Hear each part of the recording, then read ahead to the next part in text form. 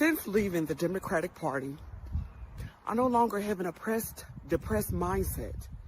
I hold myself accountable for my actions. I'm closer to God. I don't judge people off their skin tone. I go off character. I'm just more happier. I know y'all gonna unfollow me, but I don't give a damn. I love Trump. I've been a fan since 2016. You can't make me hate him, period. I was fresh out of high school. First time voting. I never voted before. Guess who was my first person I voted for? Donald Trump. Definitely did. I definitely chose him over Hillary Clinton. Give me the motherfucker that's gonna make me the most money. And it's always gonna be Trump. Sorry. So say what you want to say about him.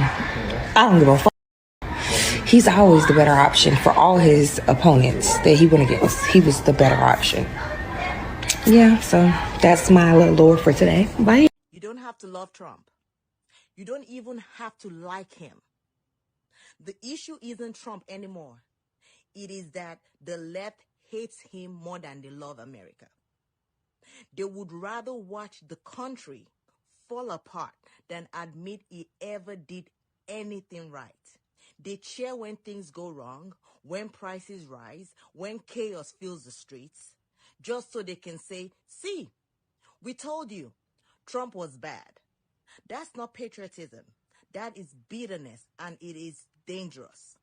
Because evil isn't just doing wrong. Evil is hoping your own nation collapses just to prove a political point. America doesn't fall because of one man.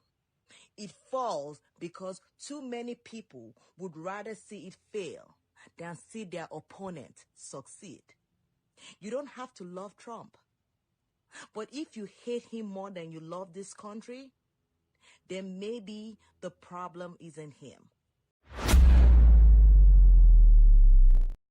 All right, folks, we are seeing a sort of transformation. Well, at least we hope so. Good morning, good afternoon, good evening to you all as you watch this broadcast. It's time for Pop and Politics. I'm KJ. Let me introduce you to my co-host. It's just me and Shelly tonight. All right. So again, folks, we've got a lot to cover. So we're going to get right into it. But before we light this fire, do your part. Tap that thumbs up, smash that subscribe button, and turn on your notifications.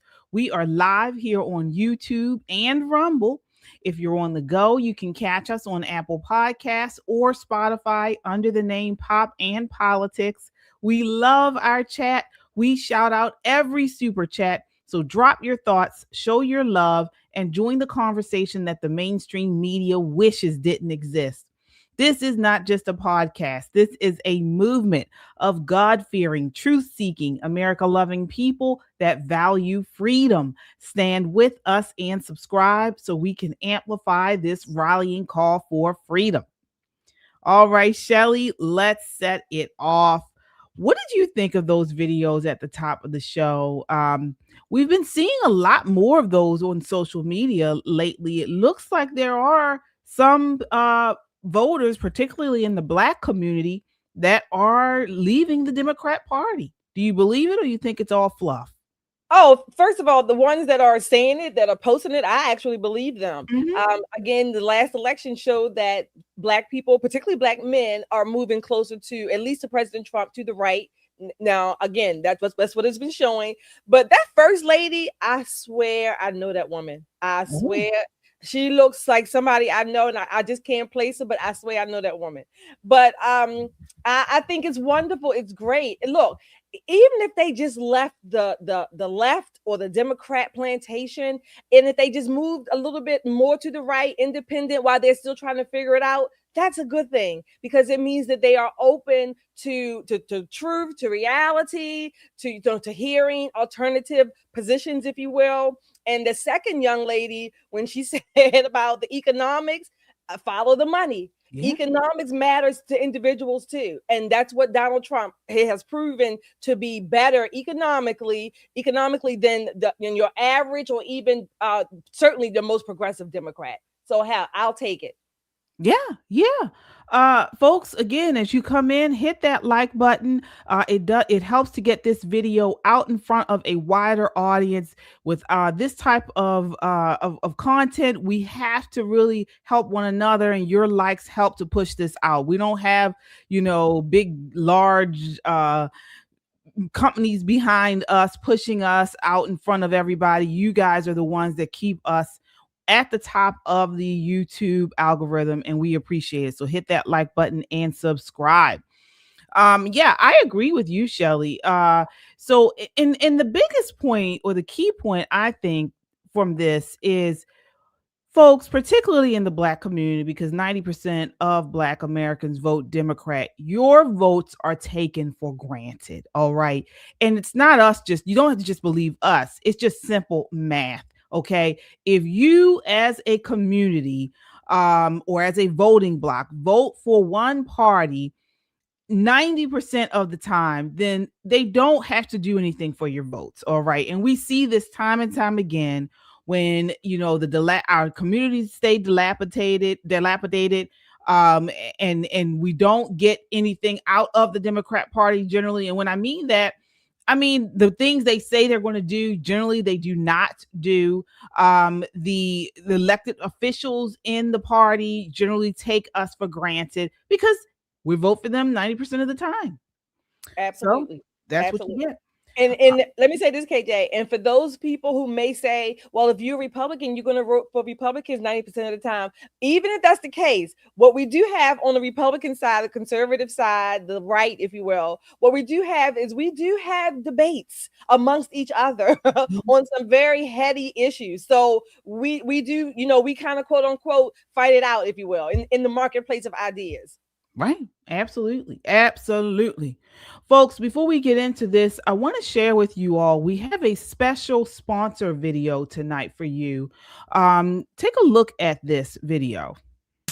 The calendar page turned over today. Got the whole crew coming, ain't no delay. Sun is shining bright, chasing clouds away. Got a special reason to celebrate. We're turning up the good times. Oh yeah. Leaving all the rest behind. Happy birthday, Shelly. Yeah, this party's all for you, you see. Happy birthday, Shelly. Let the good times roll and just be free. Happy birthday, Shelly. All right. Oh my gosh. So, folks, tomorrow. KJ's always sneaking. Tomorrow is Shelly E's birthday. And so we're not on tomorrow. So we want to celebrate her today. So, folks, please help us celebrate Shelly E. A portion of the super chats tonight are going to go straight to Shelly E. All right. So please send her a happy birthday super chat tonight. And wish her a happy birthday for tomorrow. KJ. Thank you, KJ. I told y'all, KJ is always sneaking stuff. I told y'all. She had no idea we were. I told you. I didn't. I was thinking it was some commercial we had. Thank you, everybody. Thank you, KJ. Thank you, producers in the background, and thank you so much. That's really cute. That was really cute. All right, folks. So let's get back on this. So talk about cute, folks. Nicki Minaj, so rapper Nicki Minaj, came out today, I believe, at a press conference with President Trump talking about his Trump accounts. And she it seems, or it appears to be, all on board the MAGA train. Take a look here. This is clip 2.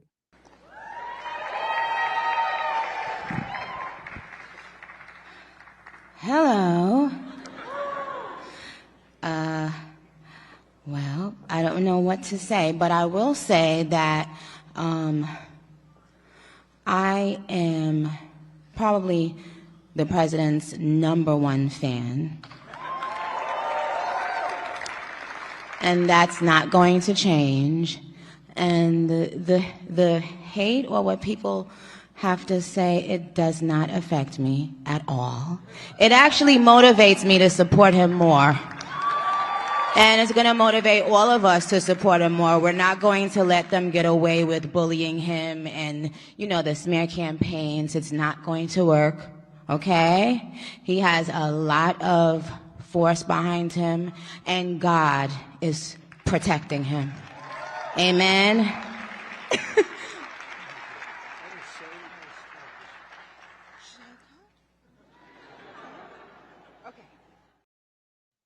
All right. All right. So again, folks who may not know, that is Grammy Award winning rapper Nicki Minaj. All right. Huge force in the Black community as far as pop culture, the music industry.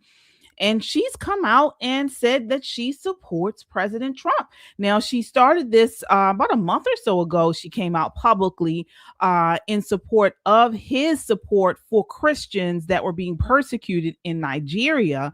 So she came out, and even when she came out then, she didn't automatically say she was supporting President Trump. She said she supported his actions in the support of persecuted Christians. But now she's come out and basically endorsed him. Your thoughts, Shelley?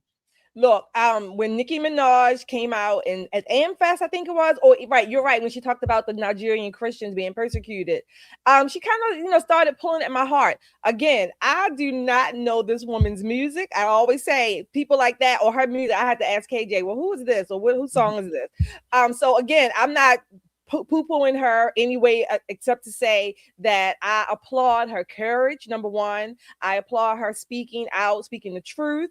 I applaud her coming out to say, okay, this is my area, or this is what I want to talk about right now, then I'm going to do it. And this happens to be my political choice. Okay, fine. You don't have to follow her or like her or not like her for her political acumen, or look at her as a spokesperson, if you will, or some kind of subject matter expert. But I do applaud and stand by her courage and her right to do so. And in this case, Nicki's on the right side.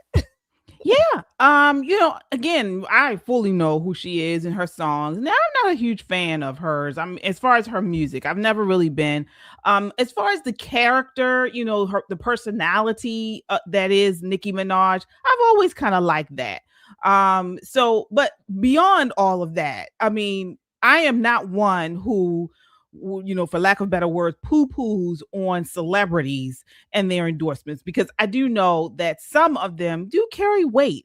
And so, politically, I think not so much it may carry weight, but it's sad to say that the Black community in particular are so just they follow followers, okay?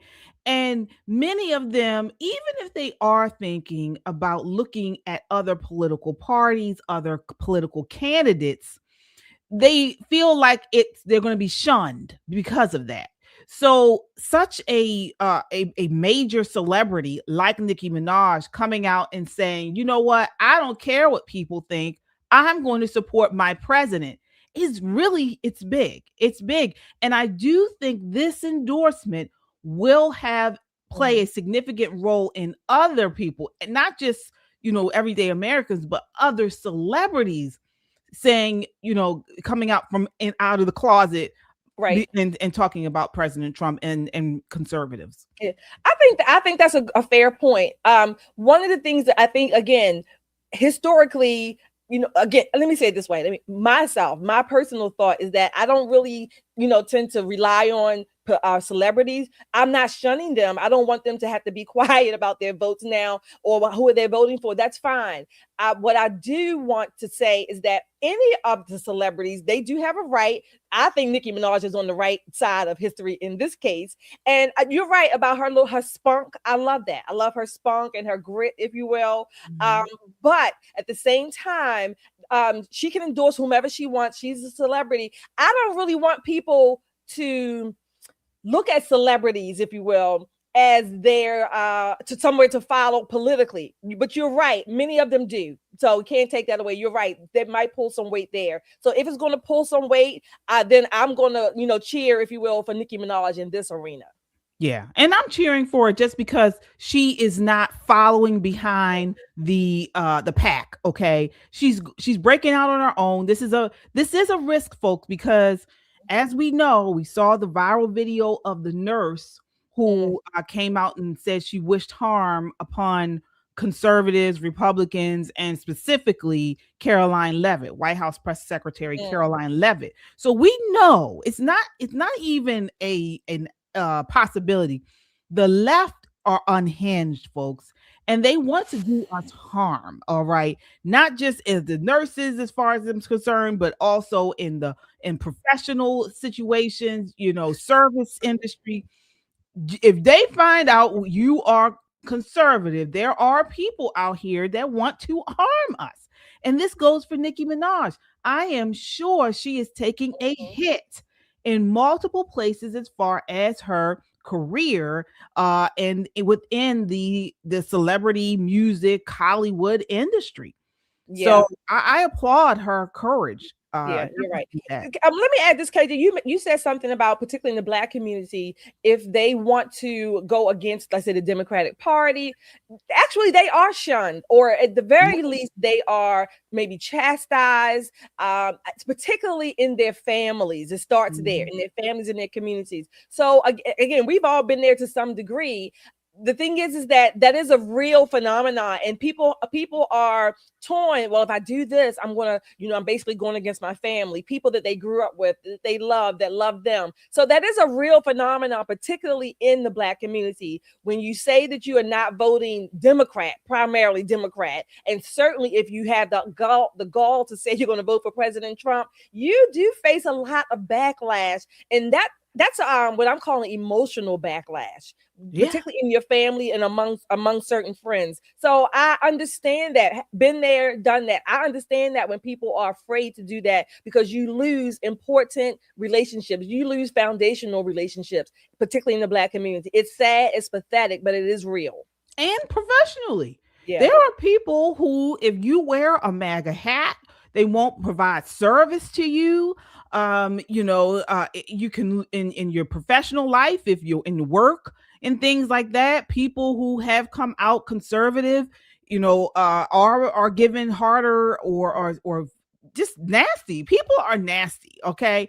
And it's really weird and bizarre, all right, because he is the president of the United States. Speaking of President Trump, there are more than one political party in this country, and so we should have the right to vote for whomever we want, which we do, and not get any type of backlash. I'm not a fan of Biden, Hillary Clinton, Kamala Harris, but I most of my family and friends voted for her because we're in leftist Maryland, and I don't care. I just think they're idiots. So Right. it's just like, if that's what you want to do, that's what you want to do. That does not rule my Right. life. I'm not consumed by who you're voting for. All right. But there are people who are. So it's Yeah. sad. It really is. Well, we have a few Folks, super yeah, chats. we get, and Okay. folks, as you come in, I know we're gonna get the Shelly's gonna get the super chats. Folks, we are celebrating Shelly tonight. Tomorrow is her birthday. All right. And so if your super chats will go straight to Shelly tonight for her birthday. So help us Hi, celebrate everybody. her. Hi, everybody. Thank you. Starting off with Kung Fu CJ for the Yes. $2 super chat. He says, hello, PAP family. Let's get it. Thank you, Kung Fu CJ. And again, Kung Fu CJ for your $5 super chat. He says, happy birthday, Shelly. Thank you so much, you all. Thank you. Jude. Hi, Jude. Thank you for Hey. your $5 super chat. Happy birthday, Shelly. You are wonderful. Oh, thank you, Jude. You are wonderful. I couldn't be without you.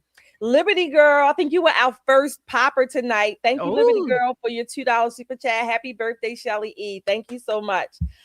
Jude, thank you again for your $5 super chat. He says, I wish you a fantastic time as you turn a year older. I turn a year older. I don't know where y'all get that from, as the world turns, right? Let's see. Miss Marissa, thank you for your $5 super chat. Happy birthday, Shelly E. Hugs and blessings right back to you. Oh, thank Thank you you guys. all for those shout outs and the wishes. These are the kind of things that really get to my heart. I love little things like this, right? I mean, I don't need the big gifts or whatever. Now, I mean, don't get me wrong, I'm not ungrateful to turn them down, but it's little things like this that really mean a lot to me. Thank you all. All right, absolutely, folks. Well, again, as you come in, hit that like button. That helps to get this video out in front of a wider audience, folks, and we appreciate the support. Also, when we're not on YouTube, you can catch us on Discord. So, folks, hop onto our Discord and sign up so we can, talk outside of YouTube. It's a great way to connect as we're building this community. So, thank you all so much. Oh, We we got got some a few more more super supers. chats. Oh, brown eyes. You are going to make my brown eyes blue. Thank you for your $50 super chat. Happy birthday. Thanks for the songs. Anytime. Thank you. Yes. Shantia, thank you for your $5 super chat. Happy birthday, Shelly. Thank you, Shantia. And we have Truth Stands. Thank you for your $10 super chat. Happy birthday. Singing happy birthday. Thank you so much. All right, folks. All right. So, getting back to this news out. So, it's not just Nicki Minaj who has jumped ship. Venture capitalist and political commentator Shamath Palihapitiya said on the Katie Miller podcast, I know I messed up his name probably, I'm sorry, that his journey from being a Democratic Party mega donor to a critic of mainstream narratives began when he realized the media had misled him. Okay, take a look here. This is clip 3. Sitting here in Palo Alto, you have been incredibly outspoken in recent days about all of the wealth moving out of California. Your home is beautiful. Thank you. Do you think that you guys would also too leave California if the billionaire tax passed? I think that is our big fear. It's sort of the nightmare. We're kind of going through the phases of denial, acceptance, grief, however you call it. But I mean, right now we're committed to staying and trying to show people why this is a really terrible idea. You went from being a large Democrat donor to now a very outspoken proponent on the other side of the aisle. Yeah. When you are so influential to other VCs and other people with high net worths here in California, and you really shaped their public opinion and public perception, how did you get there yourself? Was there a moment you woke up and you're like, okay, it's all different? There was. This is not about politics for me. It's about the truth. There was a moment where I was basically like everybody else and pretty brainwashed. My media diet was very much the same as everybody else's. I read the New York Times and the Wall Street Journal. I watched a little bit of CNN, a little bit of CNBC, a little bit of MSNBC, a little bit of CBS. Economist every now and then you encounter it on a plane, and you think you know what's going on. And I had a perception of Donald Trump initially from the moment he walked down the staircase in Trump Tower to announce. And then over the course of 6 or 7 years, I realized that some of those fundamental things that I was told about him were just totally false. And there was enough content online where I was almost afraid, but it started with Charlottesville. I was almost afraid to look at it because I'm like, I think I was lied to. And then I saw it. I saw what he said, but then I saw the portrayal. I had originally believed that portrayal until I saw the truth.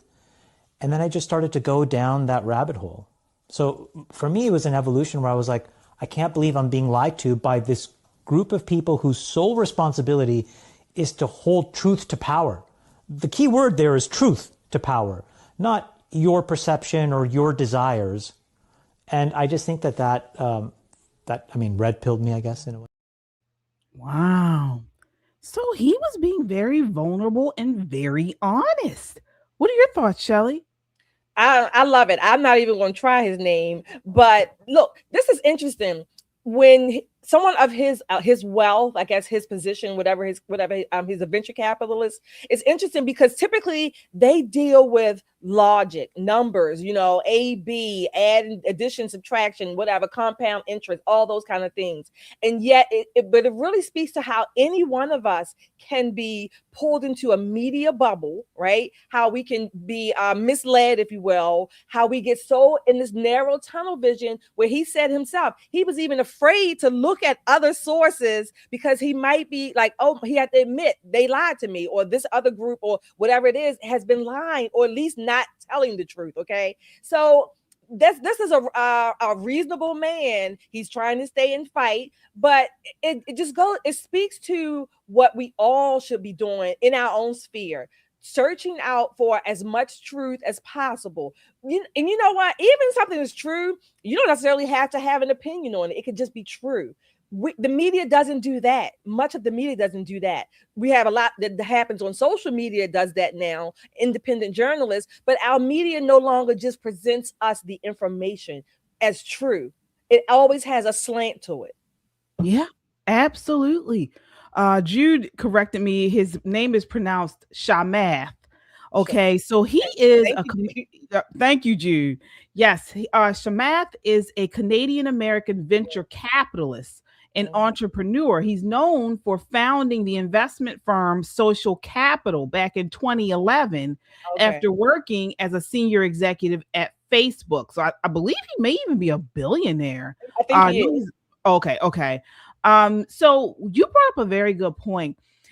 I think many of us take for granted how much we are pushed, shifted to the left. I mean, I remember when I first started doing this and I was interviewing this guy. It's one of my favorite interviews.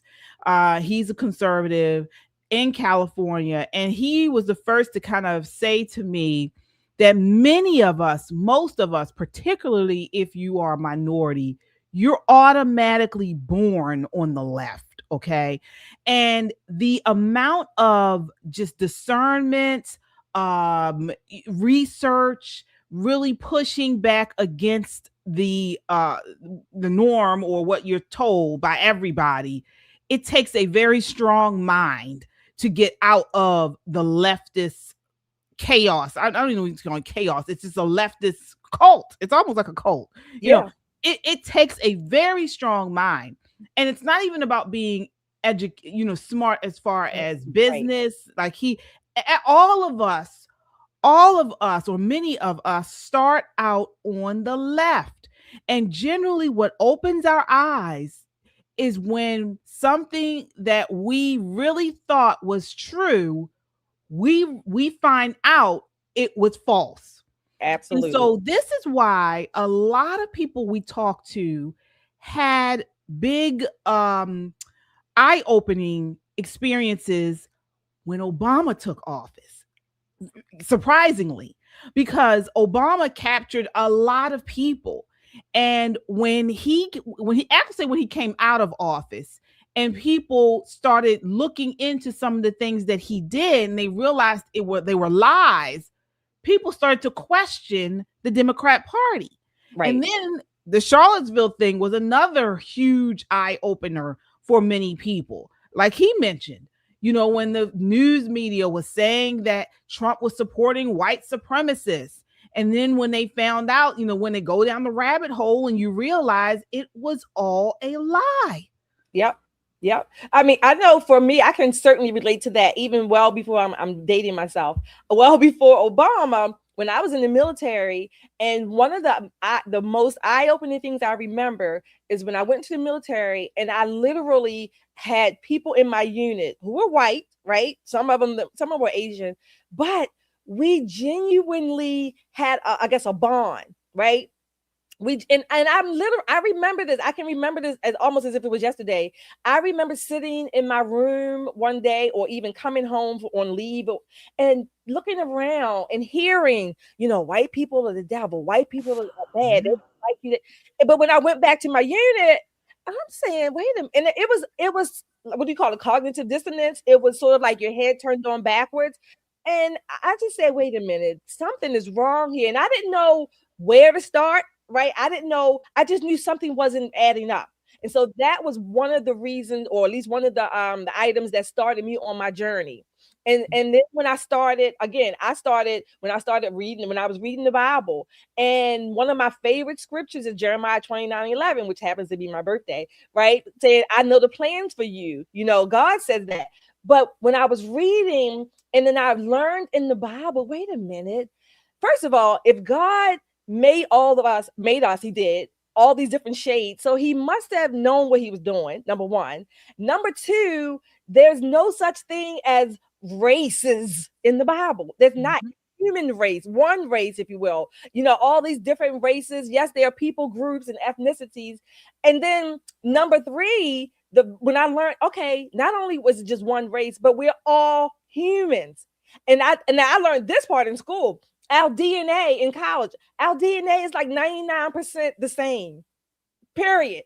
99% of human DNA is the same. We have the same genes, chromosomes. They might be in different formations, but 99% of it is the same. So all these things, I mean, these were like eye-opening things, head spinning things from the time I was in the military up into my college years. I have to say, I had old school liberal professors, okay?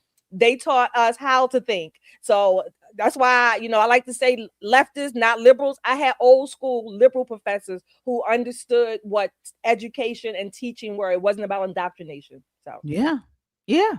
I started down the rabbit hole when during the election between the primary of Bernie Sanders and Hillary Clinton.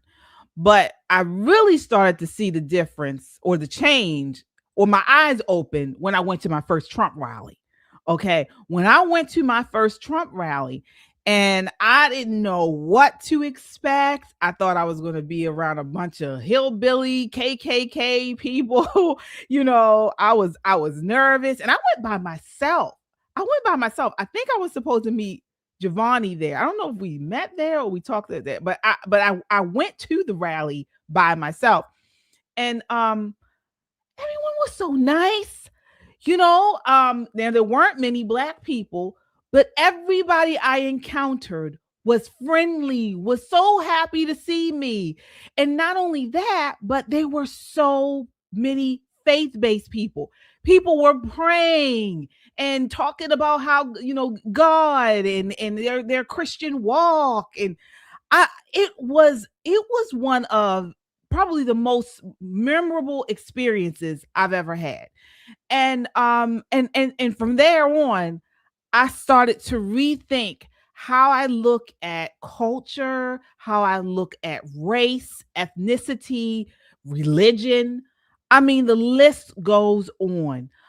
So folks, I really do hope this is an awakening across the country. I really do. And Shamath's story, it's not just about flip-flopping. It's about realizing that the mainstream media ecosystem can shape perception and sustain narratives that aren't grounded in any type of reality or full context. right. And so for many Americans feeling polarization fatigue, his story resonates. If someone deeply embedded in Silicon Valley and Democratic circles can recognize bias, what does that say about the media's influence on the broader electorate? It says a lot. It does. Absolutely. We have a few more supers here. Let's see. Brandy, thank you for stopping by your $2 super chat. Brandy. Y'all are awesome. Happy birthday. Thank you so much, Brandy. We have Bill G. Thanks, Bill. Where have you been? Thank you for your $20 super chat. Bill says your discussion and analysis is one of the most intelligent and honest viewpoints presented on YouTube. Thank you so much, Bill, for that. Maria, thank you for your $5 super chat. She says, hi, Shelly E. Wishing you the healthiest and happiest of birthdays. Thank you so much, Maria. I accept it. Yes, indeed. Folks, if you're just coming in, please hit that like button and subscribe. All right. We need the likes. That helps to get this video out in front of a wider audience.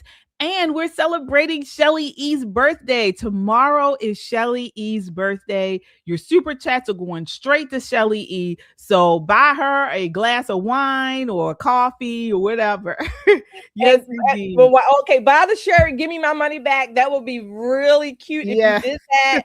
Give me my money back. Buy your shirt, take a picture of it, send it in so we can shout you out when you have on our merchandise. Don't forget, go ahead and get it. And there are other choices there, all kinds of colors for you. Go ahead and get that shirt. That would be really cute if you did that. Yeah, it would. It would. All right. So, speaking of media bias, Oh my gosh, folks. So we're taking you back to Minneapolis because news just keeps breaking from this area. So the BBC, well, before we get into that, let's talk about this CNN panel last night. Anna Navarro from from The View, now they got her on CNN, was talking about Alex Pretty last night. And basically, she actually said that he's the type of guy that our daughters would have wanted to date. And this guy, he's such a nice guy. And, because that he was killed by ICE, this has started a national firestorm because he's such a nice guy. Well, take a look here. This is clip 10. They chose to, they killed the wrong guy, right? Because this is like the perfect guy. Alex Pretty is the guy you would want to date your daughter. The guy you would want your son to grow up to be a decent human being who was serving humanity, serving sick veterans, who is, there is nothing that has been said about that man that isn't wonderful. And so they can't malign him. They can't malign him because we have the videos. Okay. So before we really dig into what these people are nuts. They're really unhinged. She doesn't know this man. She never met him. Now she's like basically comparing him to Jesus Christ. Before we show this next video, what did you think of that exchange? Look, very similar. They're over the top, okay? I don't want Alex Pretty to become a martyr, okay? We can debate or disagree about the circumstances of why he was killed or how, all those parts and parcels, but I don't want him to become a martyr, okay? He still was an agitator, a protester. Apparently he has a history or had some history of throwing things at ICE. Maybe I'm wrong about the throwing things, don't get me wrong, but some history with agitating, agitating towards ICE, okay, and interfering, of course, in the legal operation. So no, I'm not making him a martyr. And this is just over the top. See, this is an extreme. This is an extreme position when the media, if you will, feels the need to shape your narrative about what you think or may think. Already, they want to already fill in those spots in your gray matter. That's what they always want to do. Yeah. Folks, they did the same thing to George Floyd. Now they're trying to do it to this guy. And I think George Floyd was a better man than this guy. Okay. Hey, I know you got these people are anarchists. They are trash. They hate our country. All right. They want chaos. He was involved with a group that was scum of the earth. Okay. I am not shedding tears for this man. Now, any life loss, so I'll say most life loss, is tragic. All right. And I wish he had not gotten killed. All right. But I wish he wasn't even there. Okay. But here's some more information about Mr. Pretty, this guy that she wants to put up on this pedestal. Take a look here. Let's see. You all sound off in the chat and let us know. Would you want this man dating your daughter? This is clip 9. This is a moment the news movement filmed on January 13th in Minneapolis, showing a man who appears to be Alex Pretty interacting with federal immigration agents 11 days before Border Patrol shot and killed him. Our footage was analyzed by the BBC, whose facial recognition technology confirmed his identity to a 97% degree of accuracy. On the morning of January 13th, our team received a tip that federal agents were blocking a street at the corner of East 36 and Park Avenue in Minneapolis. We arrived around 10:15 a.m. We saw observers shouting at the agents as they walked back to their vehicles. When they started driving away, the man kicked their taillight. An agent then got out of the vehicle, grabbed him, and pushed him to the ground.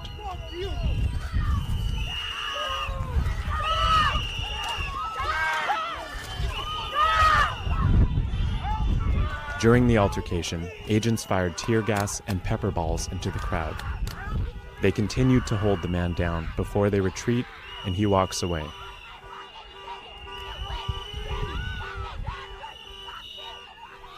The man in our footage is wearing a similar outfit to what Pretty was wearing on the day he was killed. What appears to be a gun is also visible above his waistband.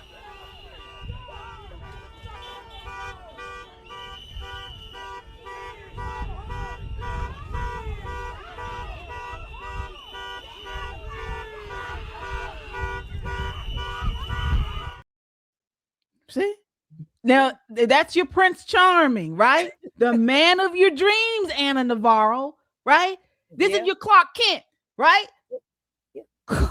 Again, Anna, of course she does. She's always the extreme on the opposite side. And again, I'm not lionizing or making him a martyr. So there is that the truth part of it. The truth part. This is what he was doing. What 11 days? Or I think they said before he died, before he was killed.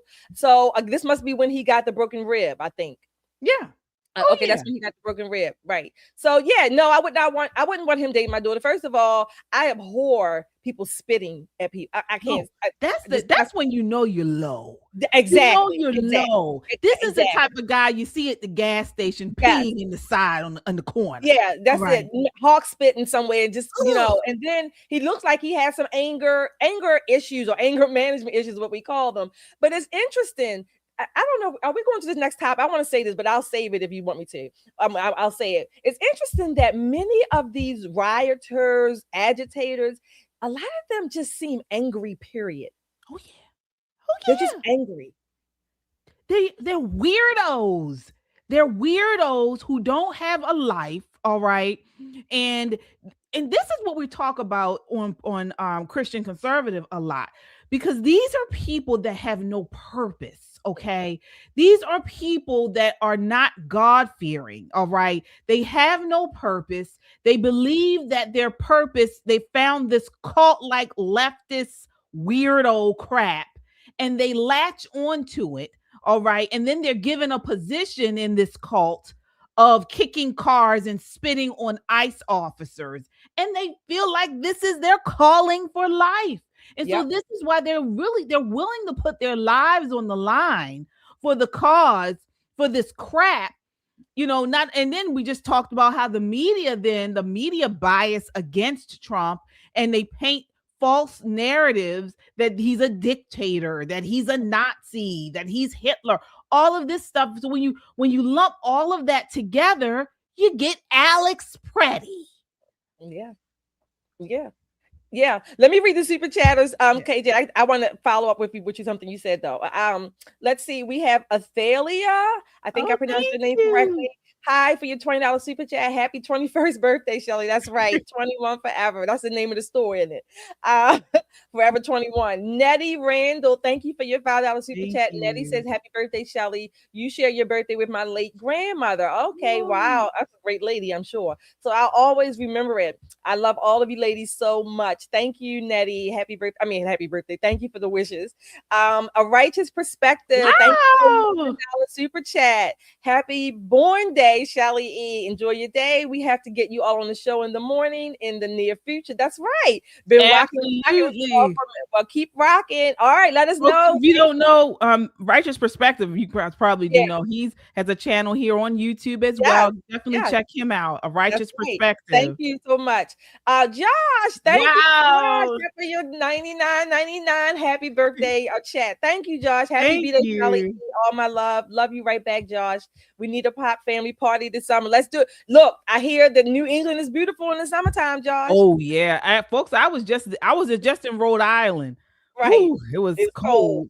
But it was beautiful. Wanda, for your $5 super chat. Thank you. She says, happy birthday, Shelly E. Thank you and love you both. We love you right back. 3 equals 1. Thank you for your $5 super chat.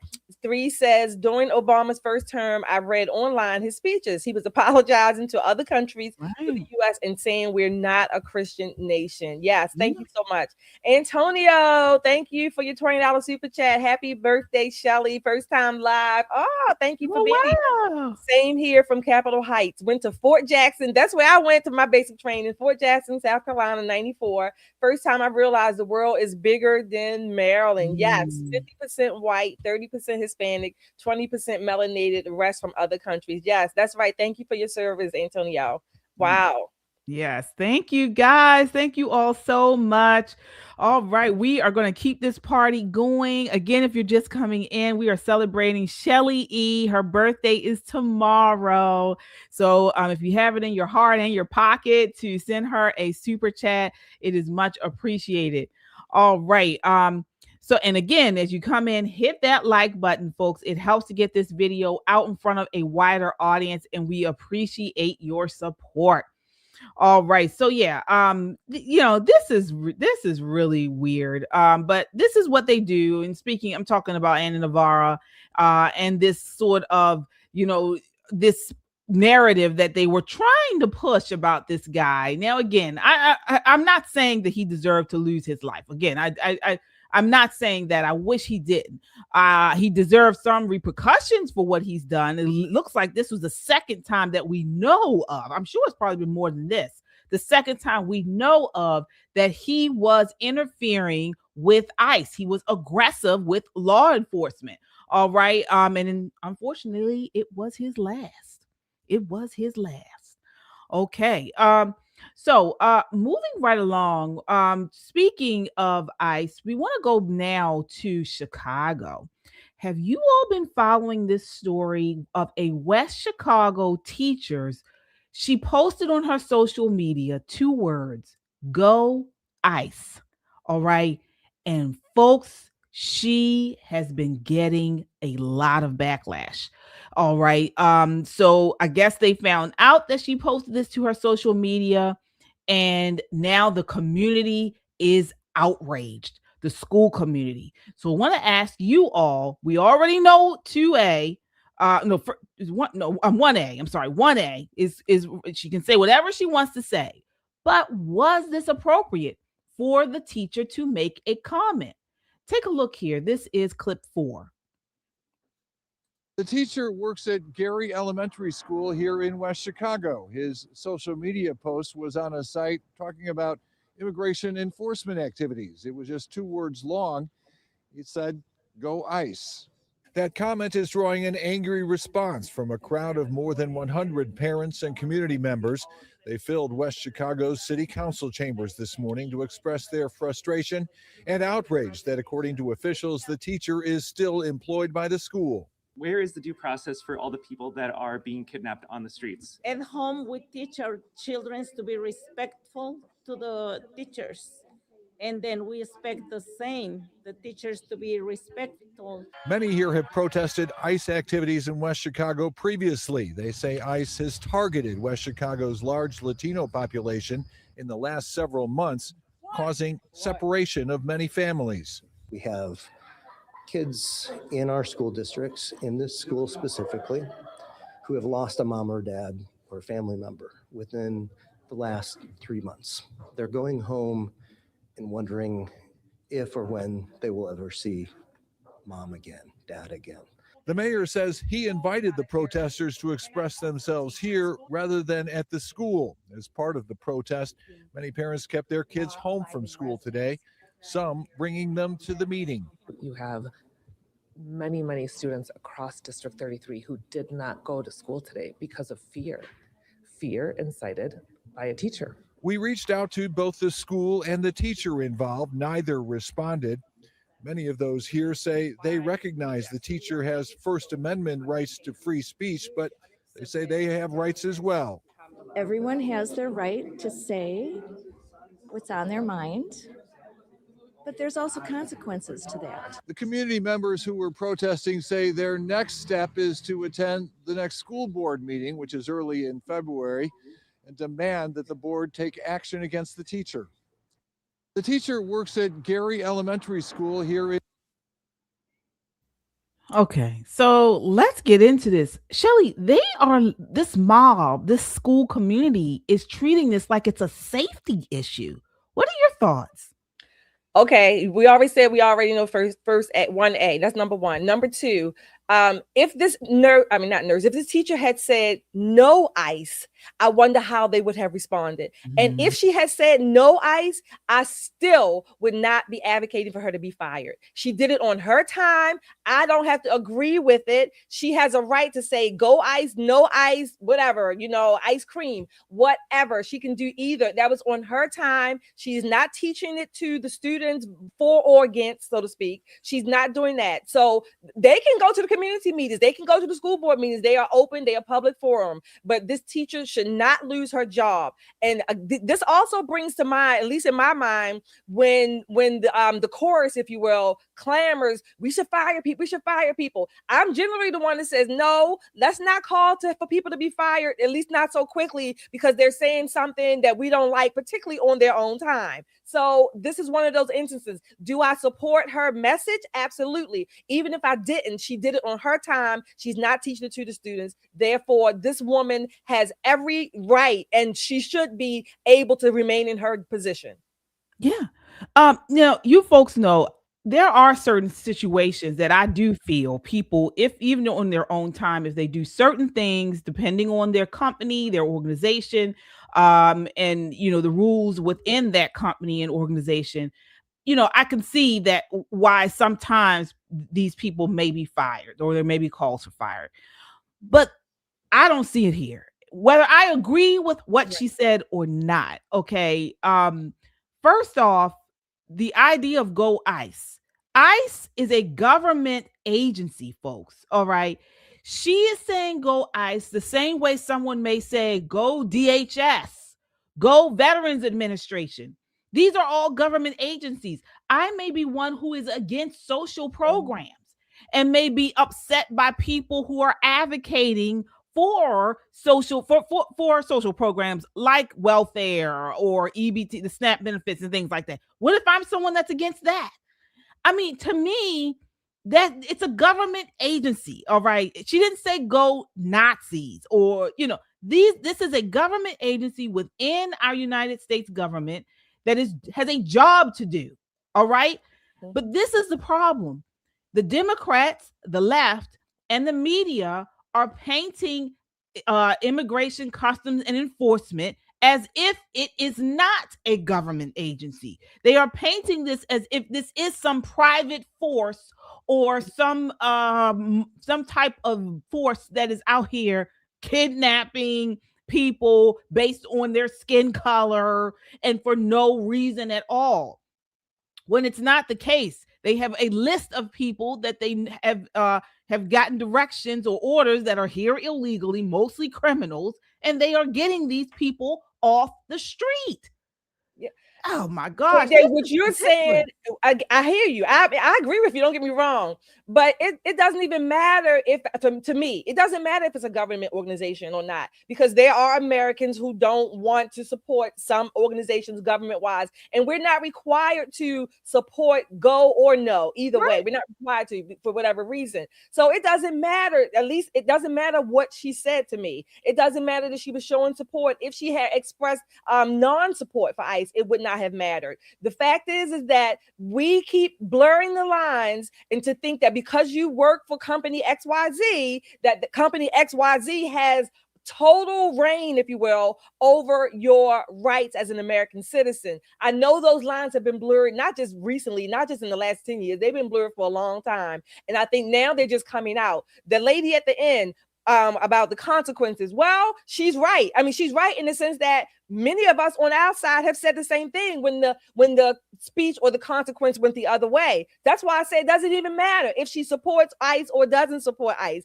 Which the fact that she didn't do it on her work time, that's all that matters to me. She did it. She expressed whatever she wanted to express on her own time. Yeah, I mean, I do think there are situations, as I mentioned, where even if you are on your own time, certain things you may express. I do believe, particularly as a teacher, you can there may be some type of disciplinary. Yeah, I think there are. They do have those rules and things, but I don't think they should be. Except, and this, I always make the exception for if you are expressing harm and violence and threatening people, things like that. I mean, yeah, that should be the definitely no. You should not. You considered a violent person, if you will, and you're putting yourself or other people, your colleagues, in danger. But to just have an opinion for or against, I don't care, on your own time, not company property. That the lines have been blurred too much. At least in my opinion, they have been blurred too much. And another thing is the public issue. It's a public issue. So again, what you do in private is you're private. But when you decide to take these things public, and particularly if it's something that is negative against your company, you know, there are things that you just are not supposed to do publicly. No, I hear you. There may be some areas where we might agree in general. I get that part, what you're saying, as far as some things. But I don't believe this is one. I don't believe no, this is definitely not one. No. But I still think in general, there are a lot of company rules and regulations that I think they've gone too far, even in areas that are innocuous about what you do on your own time. That's what I mean. Well, another thing they brought up was safe spaces. So the Mayor Bovey claims schools must be safe spaces. So again, this is this sort of newspeak for safe from opinions Democrats don't like. All right. And we know supporting ICE is now framed as violence. Again, it makes no sense. All right. Illegal entry is supposed to be excused. Law enforcement is demonized, and federal agents are compared to kidnappers.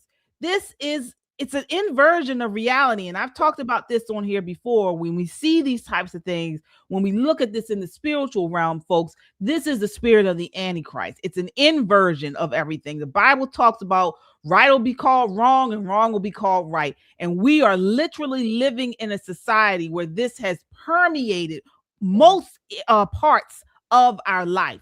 It's emotional manipulation, and it's being used to shut down speech. Okay. So, and another thing, I think that even if they give her paid leave, it's still punishment. She should, that shouldn't be an option either. I agree with you. We'll see how if they're going to withstand it or cave like a lot of places of work do. They don't stick up for their people when they should, especially when they should. They don't. They cave to the pressure. Let's see. Do we have any super chatters? I don't think you're cavers. I don't think you were going to cave to the pressure, but we have a few supers here. This is Lil Light. Oh my, Lil Light of mine. Thank you for your $10 super chat. That's cute. Happy birthday, Shelly. Love you, ladies, and we love you right back. Thank you so much. Thomas, hi. Where have you been? Thank you, Thomas, for your 2,000 yen. Happy birthday, Shelly. Best wishes from Kobe, Japan. Thank you, Thomas, for that. Christy Lejeune, thank you for your $5 super chat. I hope you're enjoying your special day, Shelly. Happy birthday. Thank you so much. I am. Kung Fu CJ's back. Ladies, they are trying to cancel her. Yeah, they really are. And it's amazing, again, how this pendulum swings one way or the other. People, I mean, I think my position is the best. Leave people alone. They can say what they want, even if I don't like it, outside of their work time, not using work whatever tools, and that's it. Keep on going. You're not threatening nobody, whatever. I don't have to like it. I think my position is the best, but that's my never be humble opinion. Yeah, I mean, different situations, you know, I get it. But folks, today's Go ICE, she said 2 words, Go ICE, is tomorrow's pro-police, pro-border, pro-life, pro-faith. You know, the list goes on. If a teacher can be punished for 2 words, no opinion is safe. It really isn't. And this is how authoritarian systems work. Absolutely. Silence first, justification later. So we got to really continue to speak out against this stuff. Public schools are not allowed to be Democrat Party enforcement arms. They really aren't. But that's what they're turning into. That's what they have been. That's what they've been for a long time. Absolutely. But we talked about the Democrats, so we got to get on the Republicans, folks, and want to get your thoughts on this next segment. So numerous prominent Republican figures are now floating the idea of broad amnesty for illegals, with Newt Gingrich recently in an interview saying it's time to have a national conversation about illegals who obey the law, claiming very few Americans want to see them deported. Take a look. This is clip 5. Process. So I think there are 2 things. We need a national conversation about what we're going to do about people who've come here, some of them 20 years ago, who've been obeying the law, paying taxes, good neighbors, have kids, go to PTA.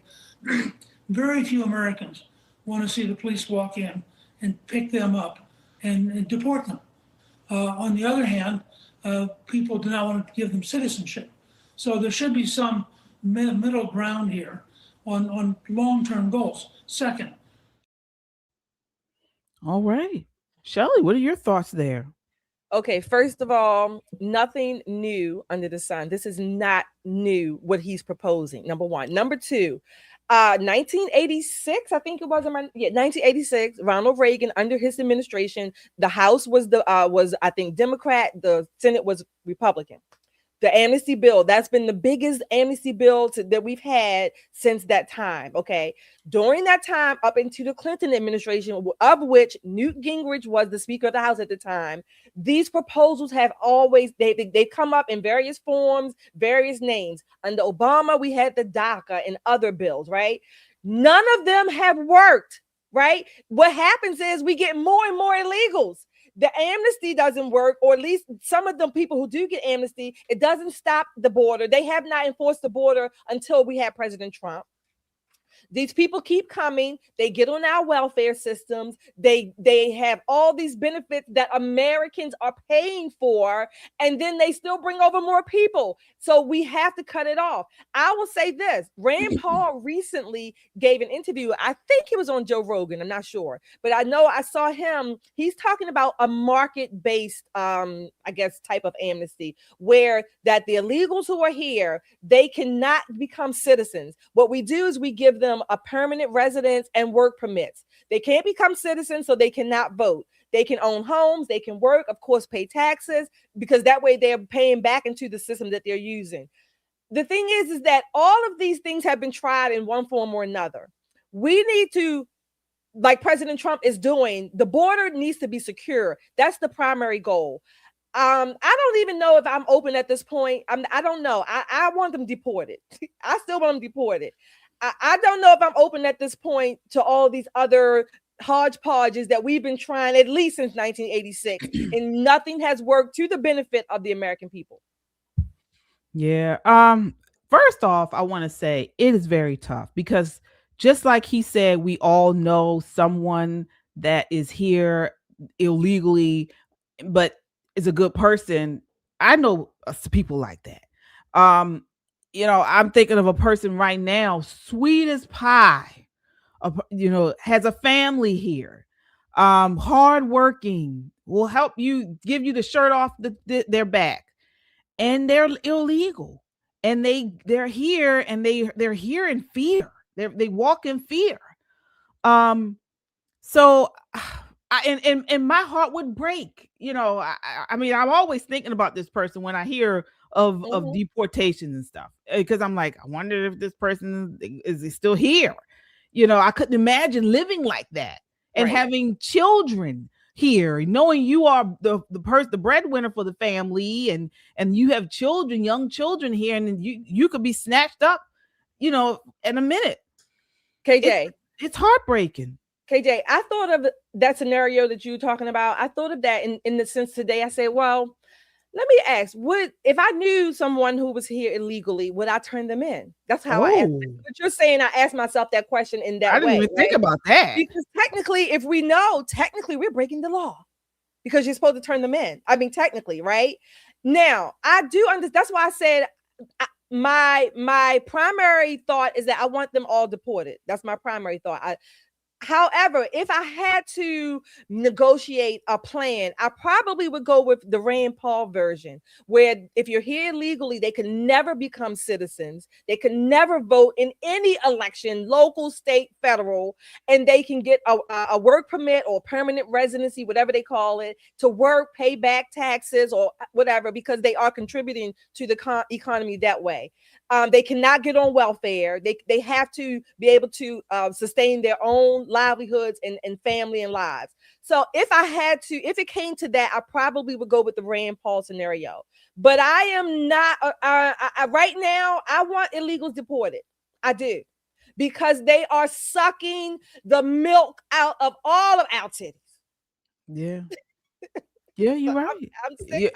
They're getting nothing. It's nothing left for the American titty but pus. That's right. Right now. Give me my money back.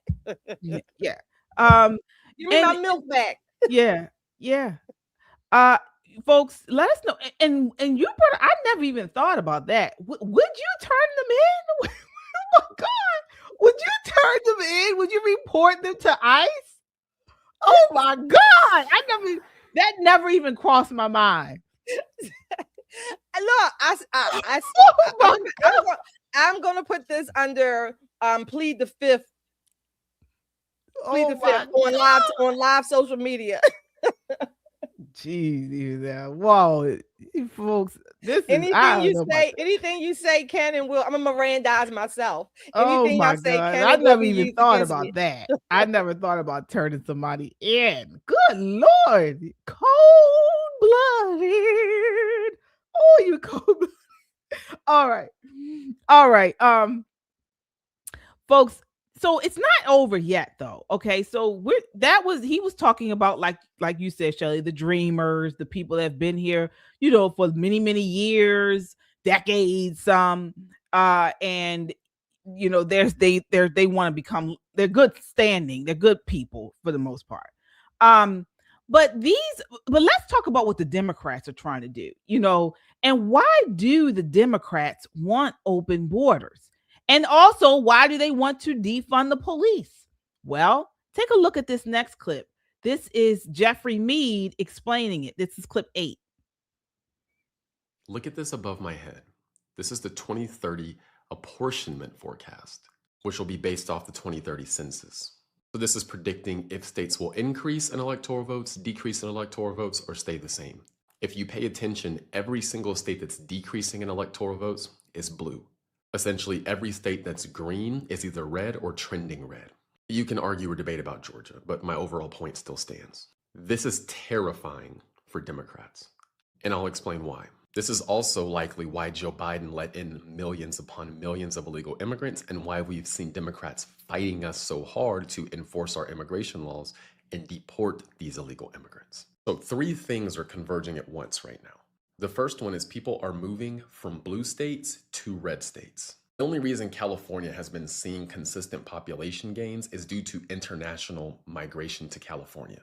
Americans are moving out of California to red states. And again, why is this important? Because of apportionment. So let's take this a step back and let's just talk about off the jump when it comes to presidential elections. Electoral votes. Republicans start at an advantage when it comes to electoral votes, meaning there are more solid red states than there are solid blue states. So depending on how you look at it, Republicans start with around a 240 electoral vote baseline before the election even really begins. That's baked in.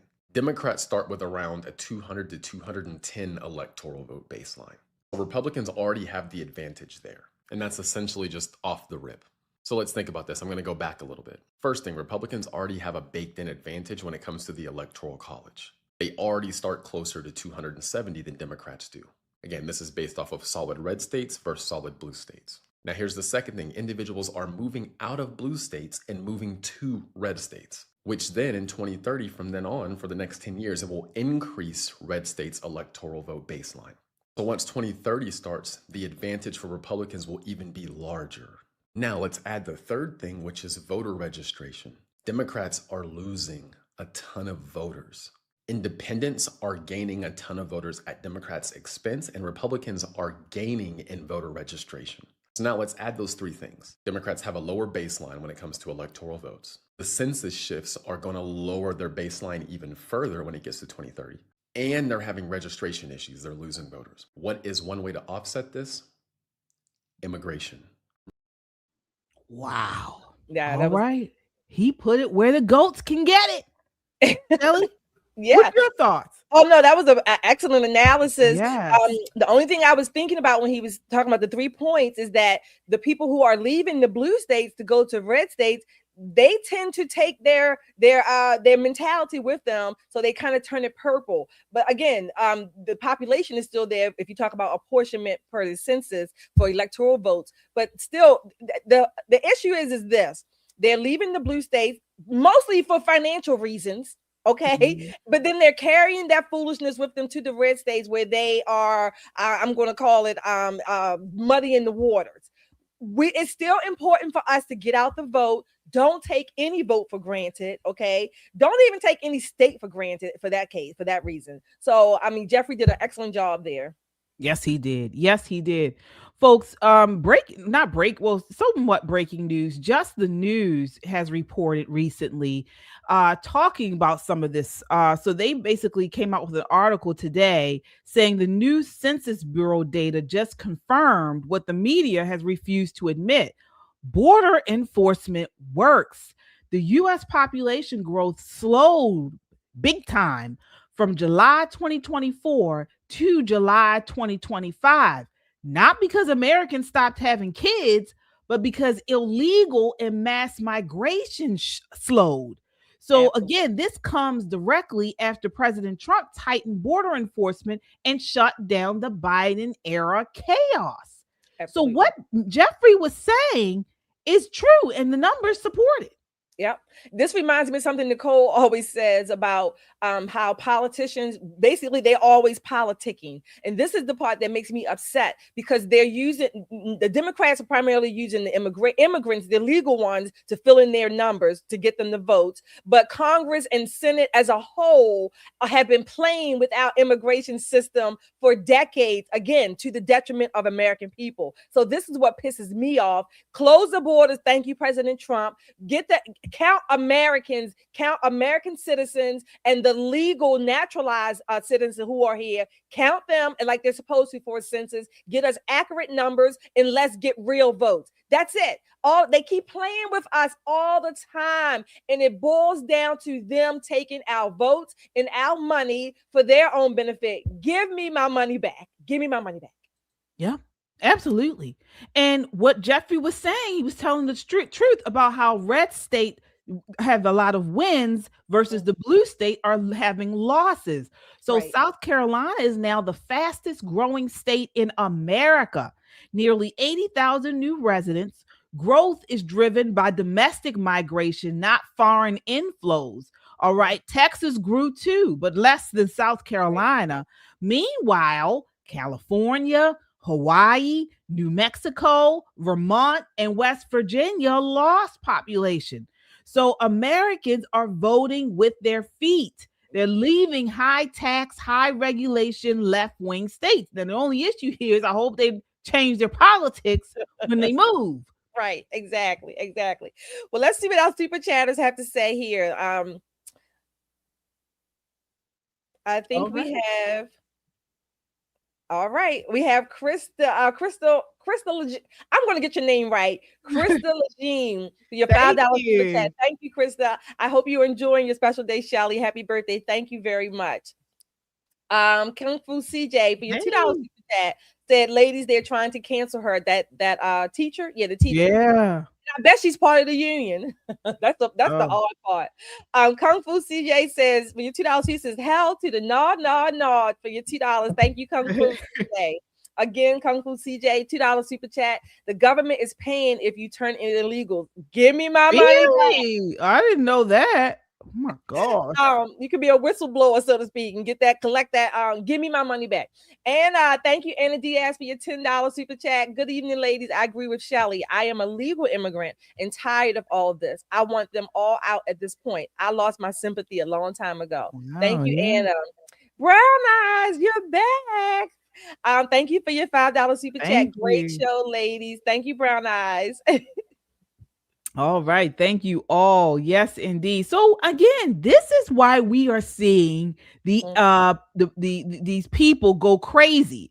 And what the Democrat leadership is riling up the Alex Preddies, the Renee Goods, and the rest of them to cause chaos in the streets because they want to defund ICE. They really do. And we see why. They told us border enforcement was cruel, and the data says it's effective. And when you enforce the law, the system stabilizes. But they don't want that because they know that once they lose this base of illegals, They're going to lose House seats. They're going to lose and they're going to lose people in the in their states. Right. And they're losing illegals, or the borders closed, certainly, but they also, like we talked about earlier at the show, they're losing some of their black populace. They're losing some of their black electorate. It may be a little bit slower, but they are losing them. Yep. And they're losing their money too. Yeah. Because they're trying to push social services on these communities. Absolutely. And so in order and skimming out of that money, you know, the NGOs, the nonprofits, all of it, they get some money on the back end as they grow the need. It's not even a need, as they grow the people who they want to get social services. Absolutely. All right. So what does all this mean? Okay. That takes us to what we really want to get into tonight, the color revolution. All right. Not sure if you folks have heard of this, but when we talk about a color revolution, people think we're talking about street protests and riots. But the most dangerous phase of a color revolution doesn't start in the streets. This is what we keep telling you guys. It starts in the classroom, inside federal agencies, and with your tax dollars. So tonight, we want to show you real documented examples of how Marxist ideology is being laundered through education and quietly embedded into American institutions with federal approval and federal funding. All right, take a look at this next clip. This is clip 6. Now probably heard political experts over and over refer to the fact that what we're witnessing is a color revolution. And they're right. And let me explain why. A color revolution is a communist globalist playbook to take over a country without tanks actually rolling down Main Street. It's how they flipped places like Serbia, Georgia, Ukraine, and they tried to flip a dozen others. The same exact playbook every single time.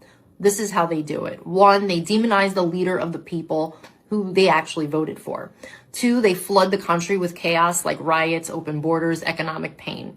3, they weaponize the courts, the media, and big tech to finish him off. And 4, they install a puppet who sells the country out to China and the UN. And that's not theory, that's the manual. They opened it on us in the United States the day Donald Trump won in 2016. And here's how they ran it on us step by step. From 2016 to 2020, they gave us the Russia collusion hoax, FBI spying, 2 fake impeachments, Antifa burning cities while CNN called it fiery but mostly peaceful, and the goal was to make you hate the guy you voted for. In 2020, we had 2 a.m. ballot dumps, boarded up windows, 51 intel agents lying about Hunter's laptop, Zuckerberg dropping $400 million to help count votes in Democrat cities. And the goal there was to steal the election while calling you a conspiracy theorist for noticing. From 2021 to 2024, we had Joe Biden opening the border on day 1, 12 million plus illegals, military-age men from China and Venezuela and all over the world, free flights, free hotels, free EBT cards, all on your dime. Cities collapse, crime explodes, schools and hospitals break. The goal, to make Americans feel like strangers in their own country. Then from 2021 to 2025, 91 felony charges, Mar-a-Lago raided, gag orders, mug shots. They didn't want to just beat Trump. They wanted to break him and every future patriot who dares to run. Look at what they did to Charlie Kirk. That is a textbook color revolution. But on November 5th, 2024, the American people looked this Marxist coup dead in the eye and said, not today. 312 electoral votes, popular vote landslide, the biggest Hispanic and Black Republican turnout ever. We pulled off the greatest peaceful counter-revolution in world history. But the deep state isn't done. The same snakes who funded BLM riots, Ukraine coup, and Arab Spring still sit in the FBI, CIA, big tech, and the universities. They'll try again in 2026 or in 2028. But now you know the game. There it is, folks. Where is the lie? Where is the lie? Folks, what she basically said is this is Marxism without the hammer and the sickle. All right. Shirley, what are your thoughts? Well, I'm going to add it's Marxism with the bullet in the gun that shot Charlie Kirk and Donald Trump. So again, we're already in that.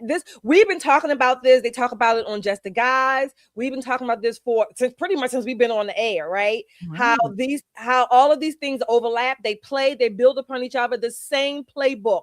And now again, we're in what I think the bloody part of it, where the guns have been shot. Assassination attempts, same thing. So we are there. These people want us dead. We've said many times that with Donald Trump, they didn't just want him out of office, or they really wanted him dead. They really did. And the fact, she made a good point. She didn't say it like this, but when she was talking about, they've been doing the same playbook. This is not just for Donald Trump. The message is for the rest of us. The message is for the rest of us to fear, to cower, to say, okay, no, hands up, whatever, hands up, you got it, wave the white flag, whatever. But we didn't do that. We did not do that in 2024. And they are losing their minds, the left, because they're losing their power. At least when they're doing the accounting far ahead, they're losing their power, they're losing their base, they're losing access to the funds. Yeah. Yeah. Before we really dig into this, I know we have some super chatters, Shelly. Let's see, who do we have here? We have 3 equals 1. Thank you for your $5 super chat. Happy birthday, Shelly E. Thanks, ladies, for the work you do, giving space to examine what's truth. Thank you so much. Thank you. Yes, indeed, folks. We are celebrating Shelly E's birthday tonight. We are celebrating her. Well, actually, her birthday is tomorrow. But we are celebrating her tonight since we're not on tomorrow. So your super chat will go straight to Shelly E tonight to buy her, a breakfast sandwich or a nice meal, coffee. Yeah. So we have one more from the S-Files. S-Files has been with us for our Freedom Club for 6 months. Thank you. And she's also one of our mods. And look, don't mess with the S-Files in there. She will get on you. She says, happy birthday, Shelly. My next super chat goes to Shelly. Thank you so much for that. I really appreciate it. Indeed. All right, folks. So let's get into this, because I don't think a lot of people knew about this color revolution. I actually didn't know about it until I saw this video, and then I started researching it. But it goes right along with a piece out today by the Washington Free Beacon, where they just reported on how the National Environmental Education Foundation, NEEF, and we've talked about them before on here, is a congressionally chartered nonprofit. Its board is appointed by the EPA, and it receives millions of dollars in taxpayer funding every year. And it teaches children that the United States exists on occupied, unceded, or seized land. And that's all in quotations. It also teach kids the American presence is part of an ongoing moral crime, and other crazy things. They say this is not environmental, right? We're not an environmental nation, and the list goes on. And so this is sort of part of that color revolution. Okay. It's emotional manipulation of our children. And that is a key color revolution tactic. So another NEEF program trains teachers to address climate change emotions in middle schoolers, folks. So again, students fill out climate emotion wheels. And on these wheels, they have sections to feature panic, shame, despair, and outrage. So again, this is emotional destabilization. It's not education, but this is the Marxist revolution. Absolutely. Yeah. And one of the things, again, I know they call it color because the different phases might use different colors to represent. Right. But think about all of these organizations, like Code Pink and the Pussy Cat people or whatever they were, that all these different colors they use. And so they will find almost anything to use as a symbol. Right. They will make almost anyone a martyr. That becomes a symbol of the movement. So, and earlier, KJ, when we were talking about these leftists, how they want to, this like a cult to them. Basically, these people, any person, any human being, you want to belong to a group.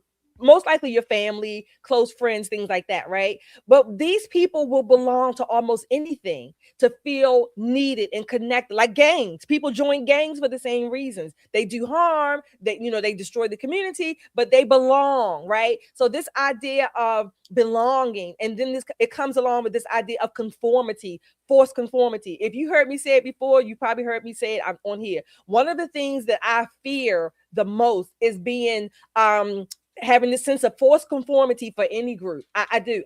Forced conformity is basically mind control. That is one of my biggest fears. And I don't care what the group is. I do not want, I just, that's a fear that I have. But these revolutions use these symbols, colors, people, whomever, and they become the family, if you will, for all of their subscribers who feel like they are doing something for the benefit of their family and their friend. And this is what they do. They're doing destruction, they're committing crimes, but they don't see it as that. And this is the I don't know, the danger, if you will, that, and this is where we are in our country, big time. Let me say it that way. Yeah. And it's spreading. It's spreading. But one of the reasons why it's spreading so fast right now is because the left, again, on the lines of this color revolution playbook, is they're now using all different avenues to get to the masses. So undermine national legitimacy, indoctrinate youth. They're using emotion over reason. They've captured the institutions. They're funding activism through government programs. I mean, the list goes on. So this is how revolutions are built without firing a shot. As I mentioned a couple times, folks, we are at war, but it's a war of the mind. Absolutely. It is a war of the mind. And so this is why they, and I'm taking it a little bit Christian conservative now, folks. This is why they hate Christianity so much, okay? Because they understand that the whole idea of leftism is, again, to put us in these boxes, to put oppression versus the oppressed versus the oppressor, and so on and so forth. But we who are grounded in Christ understand that none of that applies to us. Right. Okay. We have a family within the kingdom. We are all kingdom minded. All right. And so, again, as we've said on here before, this leftism functions like a religion. And by contrast, Christianity offers us redemption, forgiveness, grace, transformation, truth. And so those who are grounded in Christianity, true biblical Christianity, see this or see what it for what it is and push back against it. Right.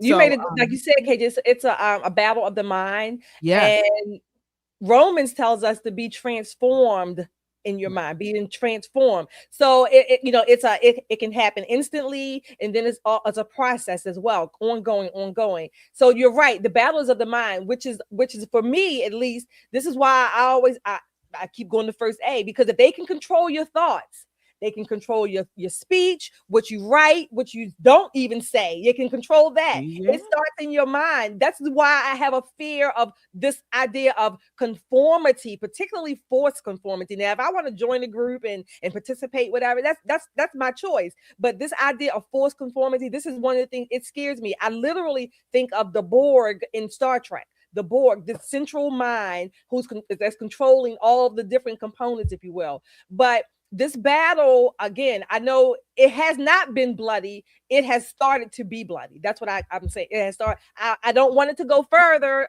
the losses that we've already incurred, but it is a battle. It's a war, nevertheless. Oh, yeah. But the crazy thing is the left wants it bloody. They want it bloody because, again, that is another way to play on the emotions of Americans.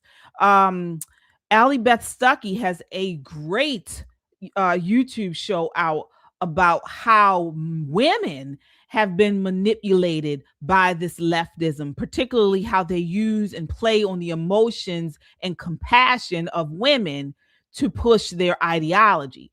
And so one way they're doing this is through the idea of publicizing this violence. Okay. And it's very difficult for, you know, the government or even law enforcement to push law and order in climates like this right now, because they have the media on their side. So the media then captures and pushes narratives that are untrue. So they publicize things like this Alex Preddy. They were pushing out how this guy's so sweet, this guy's Prince Charming, he should be dating your daughters, and hiding or not publicizing as much the other things. Right. If you notice, folks, we all know about the ICE officer who was standing in front of that hotel that had been vandalized and torn down by agitators, and he was bloody. You know, we see the reports and the video of ICE officers. The ICE officer got his finger bitten off by some rabid leftist agitator. But they're not putting this stuff on mainstream news. We're getting it from Twitter, from YouTube, from independent journalists like Nick Sorter and, you know, other people who are going out here. What's the boy's name we saw at Nick Shirley. Nick Shirley. If it wasn't for them, we probably wouldn't even know this stuff. No, you know what, KJ? You just said something that made me think. A loose association. The violence that they're putting on and this quote unquote revolution and the agitators and the rioters, it's interesting because these are the same people in the groups that will tell us that children who see a lot of violence will tend to have violent tendencies, but they have no qualms about showing all of this. And, you know, from an advocacy perspective, they're advocating this as if this is what you're supposed to do, right? They don't see it. It's interesting when you think about it, the psyops that they play. And you're right, because the media is largely, you know, controlling this, the mainstream media. And so this is why it's important for us to have our word out amongst the social atmosphere, if you will. This is why we're so appreciative of your likes and subscribes and shares and your super chats and all your comments, because we couldn't do it without you. And we have to keep getting the word out. We have to. We are so thankful for you being here with us. And happy birthday, Ariel, I think your name is. Said your birthday is tomorrow as well. I wanted to shout that out to you. Thank you. Yes, indeed. Yep, you are exactly right, Shelly. And as I mentioned, Christianity plays a huge role in this, not only because of us being separated and being and feel like, when I say separated, meaning we are all daughters and sons of the kingdom, but also the defense of the family, you know, marriage. All that is in direct opposition to what the left is trying to push out. And so, folks, we talk a lot about this on KJ Christian Conservative. We will be live tomorrow at 9 p.m. Check us out over there, me and Michelle on KJ Christian Conservative. Tomorrow, we are bringing you the latest on, and I believe it was an Episcopal pastor who goes on about why hell and why she doesn't speak about hell and sin. She feels like the church needs to stop talking about sin and hell. And so it's a really viral video that she put out. And we're going to talk about that and really dig into it. Was it the bitch bishop? Yeah, it is a bitch bishop. Yeah, it is a bitch bishop. You're right. So yeah. So tomorrow I won't call it that on Christian Conservative. I tone it down. But today she is a bitch bishop. All right. So folks, you can check us out on Christian Conservative at KJ Christian Conservative tomorrow at 9 p.m. A tamer version of Okay of Me. So definitely. Yeah. As soon as I cuss, here come Pastor David. Oh gosh, we got another super chat here.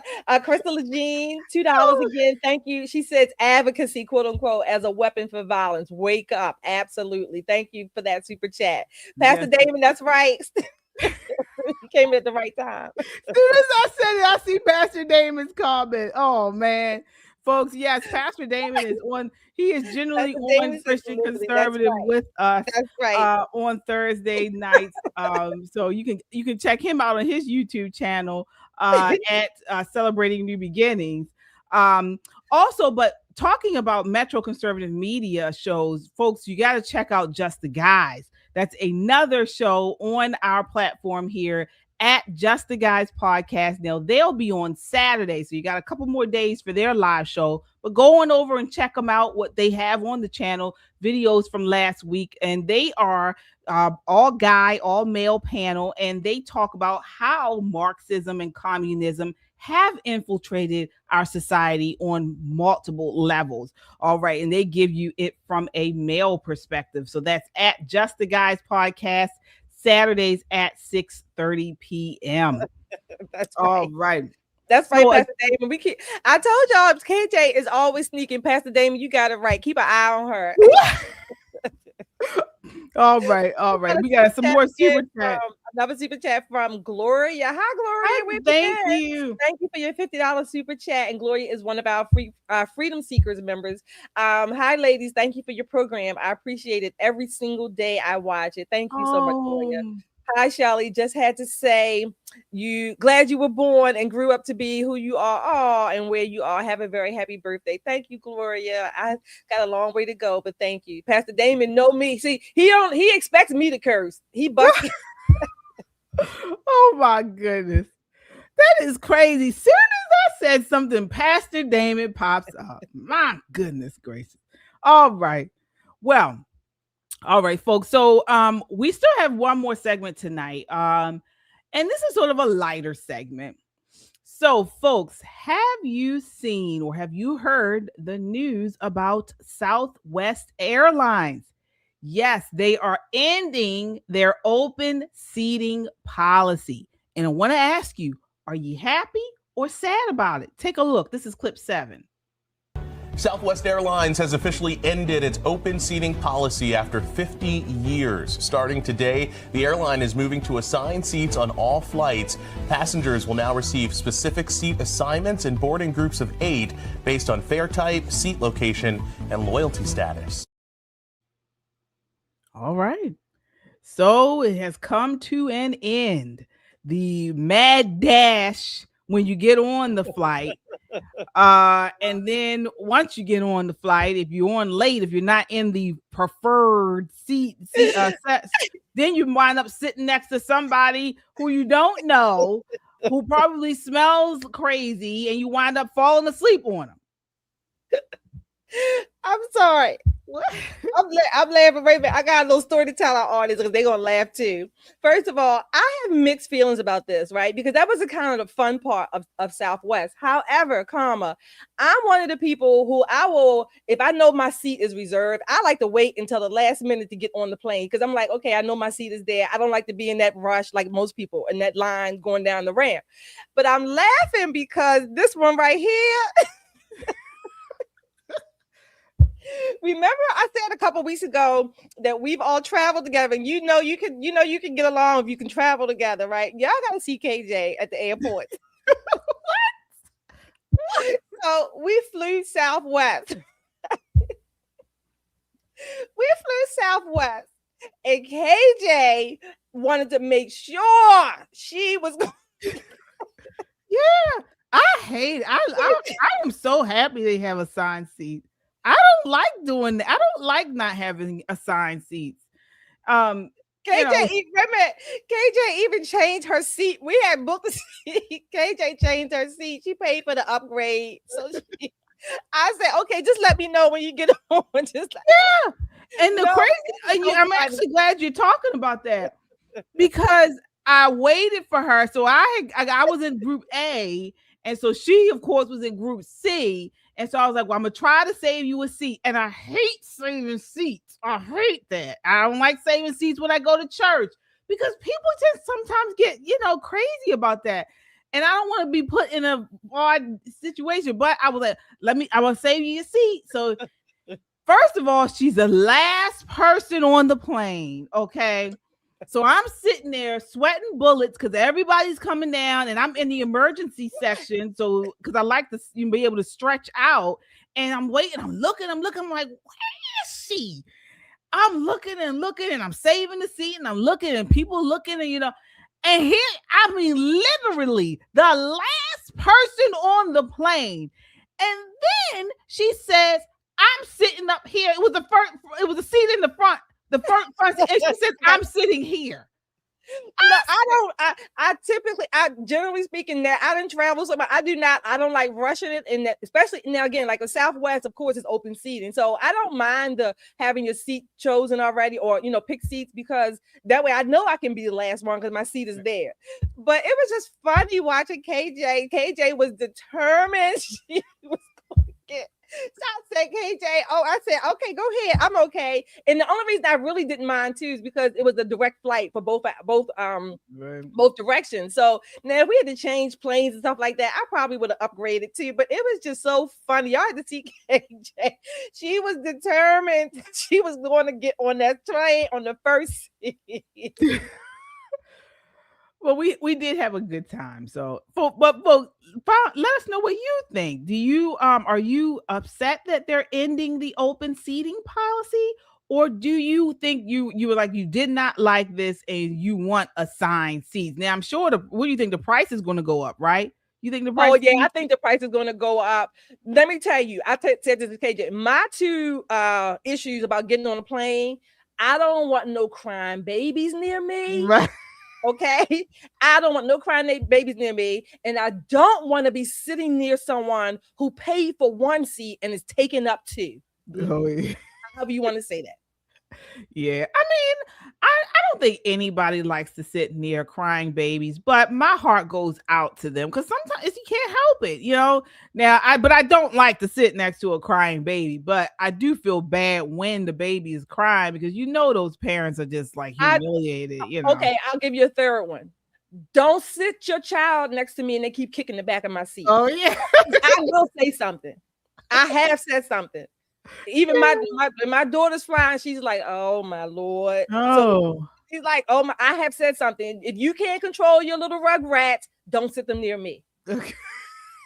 Oh man. Well, folks, sound off and let us know what you think. All right. So again, folks, we are celebrating Shelly E tonight. Tomorrow is her birthday. We are celebrating her because we don't have a show. Poppin' Politics does not have a show tomorrow night. Now, you can catch me on Christian Conservative, but tonight we are celebrating Shelly E. So your super chats are going right to Shelly E for her birthday, and we appreciate each and every one of you. Also, as you come in, hit that like button. It helps to get this video out in front of a wider audience. That really helps to promote this video, promote the channel. So please, folks, as you come in, hit that like button and subscribe if you haven't done so already. What are you waiting for? Subscribe. All right. We have some more super chats here. Let's see. Who do we have here? I thought he said Mr. Producer. I thought so too. Anyway, while the producer's getting those out, we just thank you for all those happy birthday wishes. I thank you so much. I thank you all for your support. We love you guys. We just thank you so much. We could not do this without you, Pastor Damon. Watching Kate. We could not do this without you. Look, a shout out to our mods. We have Allie and the S Files, Momo, Jude, Bernie, Laura, Jessica's in there, Angie. So many people, Liberty Girl. I know I probably missed somebody. Don't blame it on my mind, not my heart. But thank you all so much for that. Kung Fu CJ, yes. We could not do it. Josh, oh my gosh. Gloria, all these people. We thank you and we love you guys and we thank you for your support. Absolutely, and we have some travelers. Brown eyes, right? My brown eyes. And speaking of traveling, folks, we will be traveling this summer. So as soon as we get 80 degree, 75 degree weather, I want to go up and visit Josh in New England. And we got to go down to North Carolina to visit Pastor Damon. And anywhere else. I thought somebody was in Japan, in Hawaii. Oh, that's Thomas is in Japan. Right. Yes, indeed. We need to travel and meet everyone. And then, of course, we want to have some type of event where we get everybody together. So certainly that is in the books. That is on our calendars. All right. Well, that does it for us tonight. Again, thank you all so much for watching. Again, I will see you tomorrow at KJ Christian Conservative. Until next time, count your blessings and live a life of purpose. Good. Oh, before we go, let's go out with Shelly E's birthday video. Please end it with Shelly E's birthday. The calendar page turned over today. Got the whole crew coming, ain't no delay. Sun is shining bright, chasing clouds away. Got a special reason to celebrate. We're turning up the good times. Oh yeah. Leaving all the rest behind.